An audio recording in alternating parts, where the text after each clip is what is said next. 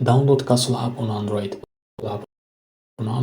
So first of all, make sure that you have a good Wi-Fi and free space on your phone, because the app, it will take 100 megabyte on your phone space.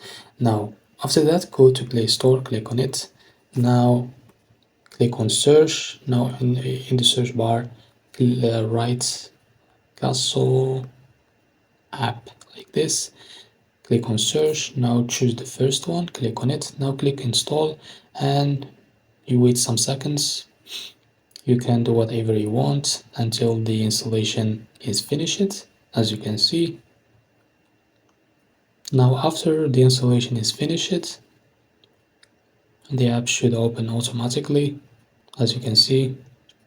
Now just a quick scanning the app. Now click open, and you can hit this button just like this. Click OK, and now you can play the game easy. So this is how to download Castle app on Android.